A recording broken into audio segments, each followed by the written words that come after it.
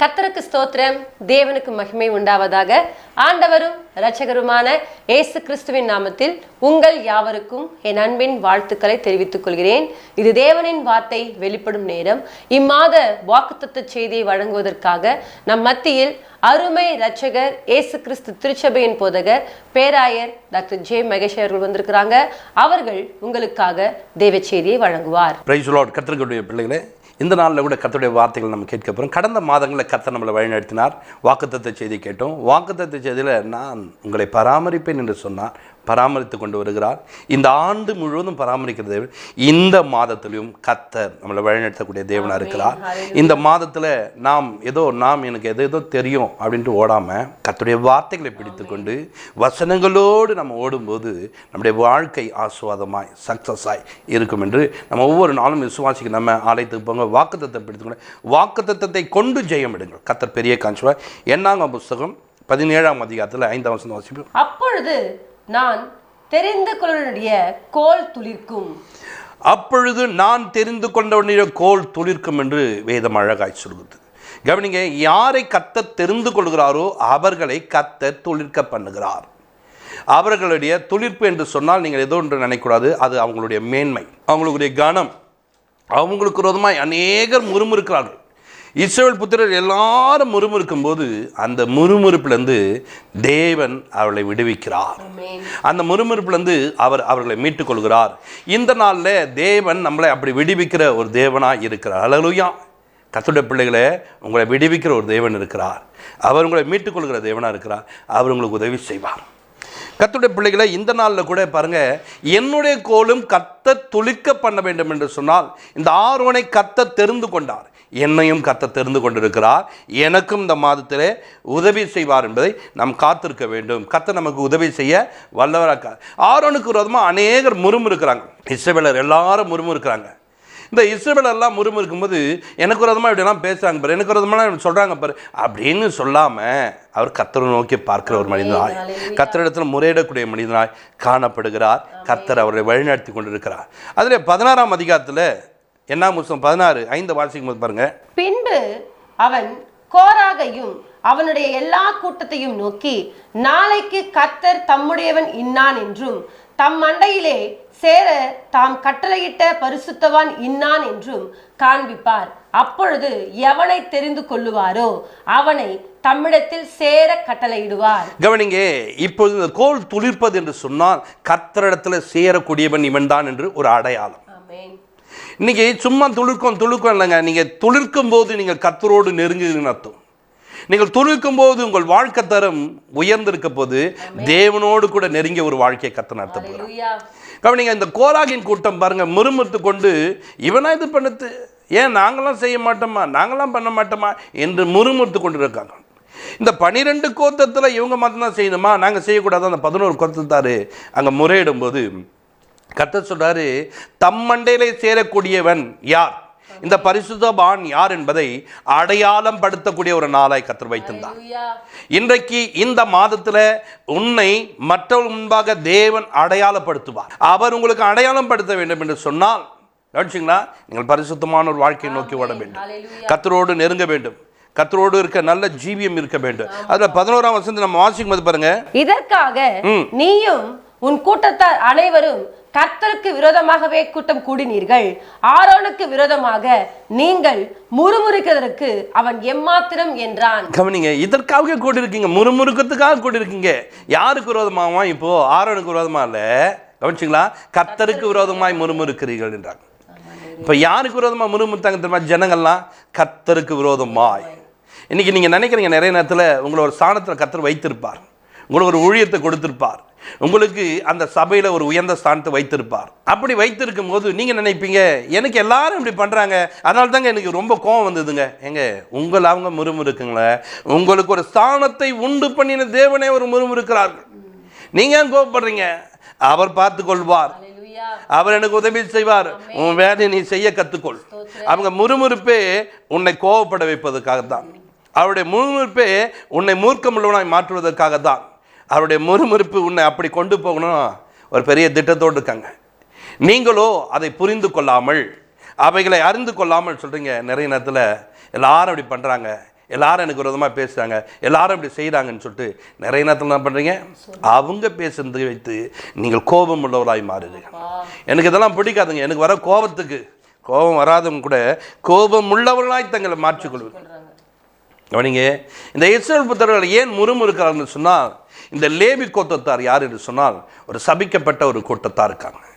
இவர்கள் சாபம் உள்ளவர்களாய் காணப்படுகிறார்கள். ஏன் என்று சொன்னால் இவருடைய தகப்பன், இந்த கோத்திரங்களை என்னுடைய தகப்பனாய் இருக்கிற யாக்கோபு இவர்களை சபிக்க கடவன் என்று சொல்லியிருக்கிறார். இவர்களுக்கு ஒரு சாபத்தை ஒன்று வைத்திருக்கிறார்.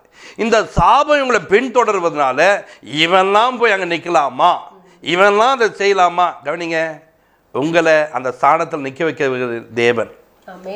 அவர்கள் உன்னை பார்த்து உன் பின்வரும் வாழ்க்கை குறித்து, உன்னுடைய காரியங்களை குறித்து அவங்க உங்களை குறைவாக பேசுவான கர்த்தர் அதை பார்த்து கொள்வார். நீ உன்னுடைய ஸ்தானத்தை விட்டு இழந்து போயிடாது. நீ உன் ஸ்தானத்தில் நிற்க கற்றுக்கொள், உன் ஸ்தானத்தில் வாழ கற்றுக்கொள். உன் தேவன் உன்னை வழிநடத்த வல்லவராக இருக்கார். கவனிங்க, இந்த மாதத்தில் நீங்கள் எந்த விதமான சாபத்தில் இருந்தாலும், எந்த விதமான சாபங்களும் பின்தொடர்ந்தாலும் கர்த்தர் அதை மாற்ற வல்லவர். அல்லேலூயா. கர்த்தர் அதை மாற்றுவார். உனக்கு அவர் உதவி செய்வார். அவர் உதவி செய்கிற தேவன். நாம் நிறைய நேரத்தில் நினைக்கிறோம், என் வாழ்க்கை அப்படி சாபமாக இருக்கு, எங்கள் தாத்தா அப்படி செஞ்சாங்க, எங்கள் அப்பா அப்படி செஞ்சாருங்க, அதனால தாங்க நான் இப்படி கிடக்குறேன், முன்னேறவே முடியலங்க. அப்படி பேசிட்டு இருக்காத. சாபத்தை நீக்கி போடுற ஒரு தெய்வம் இருக்கிறார். சாபத்தை மாற்றுகிற ஒரு தெய்வம் இருக்கிறார். மரத்தில் தூக்கப்பட்ட எவனும் சபிக்கப்பட்டவன் என்று சொல்லிக்க கிறிஸ்து நியாயப்பிரமாணத்தில் சாபத்தை உடைத்தார். சாபம் இல்லை, இனி ஒரு சாபம் இராது. வேதம் அழகாய் நமக்கு கற்றுக் கொடுக்குது. இது சாபம் சாபம் பேசாது. சபிக்கப்பட்ட ஒரு மனிதனை கர்த்தர் துளிக்க பண்ணுகிற ஒரு தேவனா இருக்கிறார். நீ சபிக்கப்பட்ட வாழ்க்கை நீ வாழ்ந்து கொண்டிருக்க, ஆனால் கர்த்தர் உன்னை பிரித்து எடுத்து என் பரிசுத்தவான் என்று சொல்லி உன்னை கர்த்தர் தெரிந்து கொள்கிறார்.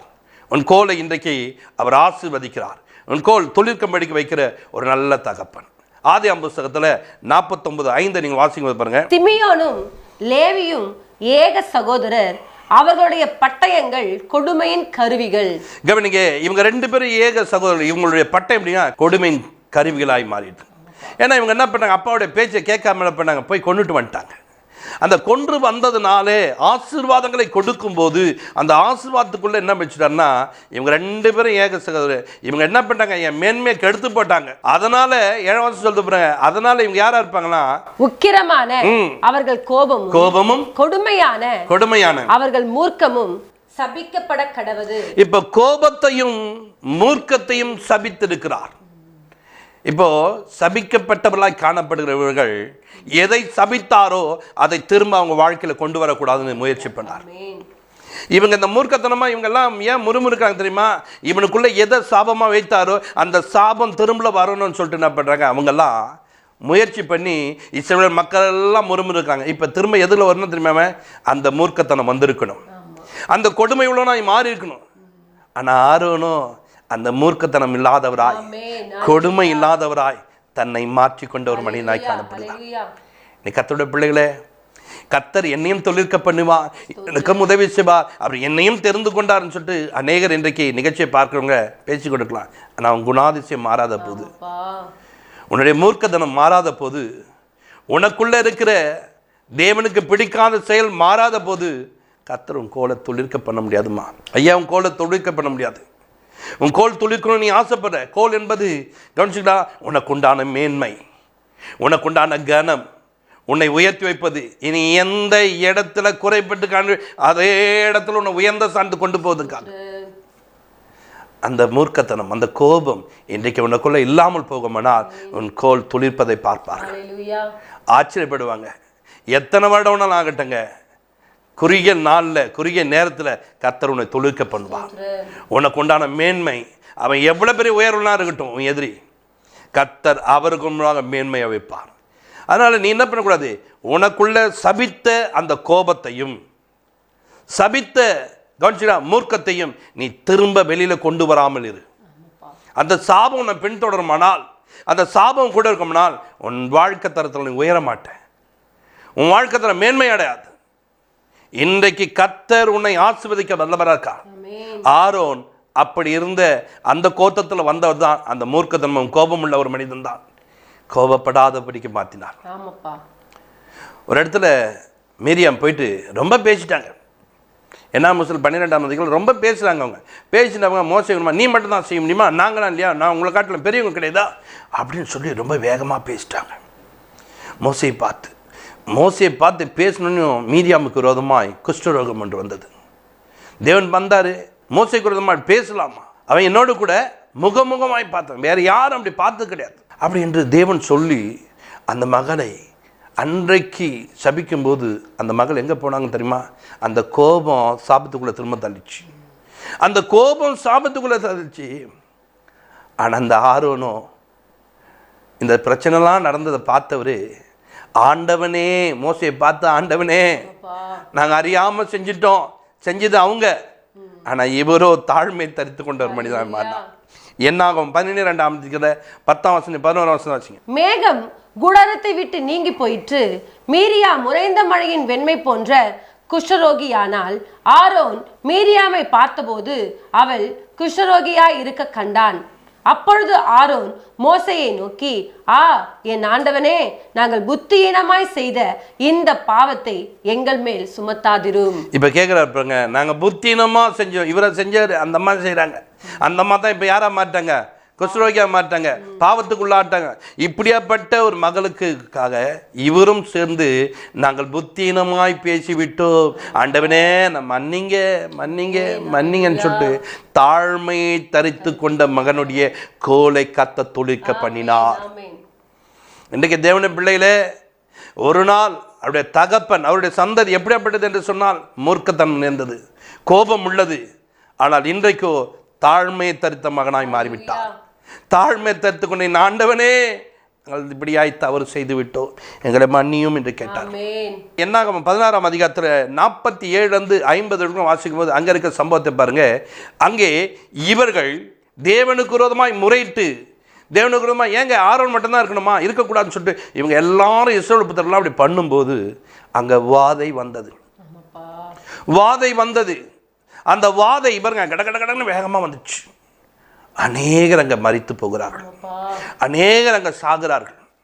இந்த சம்பவம் தெரிந்த மாற்றத்தில் மோசே சொல்றாரு, போ ஆரோனே போ, தூப கலசத்தை எடுத்துன்னு கவனிங்க. மோசையோட வயது சென்றவர் தான் இந்த ஆரோன். இந்த ஆரோன் அதை எடுத்துக்கொண்டு ஓடுகிறார். சாகட்டும் மோசே, சாகட்டும், அவங்கெல்லாம் செத்து போட்டோம், எப்படி பேசுறானுங்க அப்படி அந்த மூர்க்கத்தனத்தையும் கோபத்தையும் கொண்டு வரல. அவரு அதை மறந்து விட்டு அது இல்லாதவராய் தன்னை மாற்றிக்கொண்டு தூப கலசத்தை தூக்கி கொண்டு ஓடினவர் தான் இந்த ஆரோன்.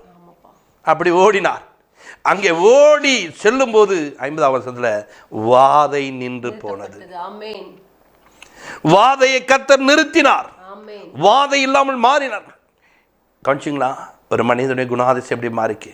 நீங்கள் நான் என்ன கோபத்தெல்லாம் விட்டுட்டு இருப்போம், ஆனால் அடுத்த அடிக்கலாம்னு வச்சுக்க என்ன பண்ண தெரியுமா, உதவாகட்டும் நானே அடிக்கலாம் தான் பார்த்தேன், நல்ல வேலை உதவாங்கிறாங்க அண்ணுவான். கவனிங்க, அதுக்கு பேர் இன்னும் கோபம் இருக்கிற அர்த்தம் தாங்க, இன்னும் மூர்க்கத்தனத்தை மாறலன்னு தாங்க அர்த்தம்.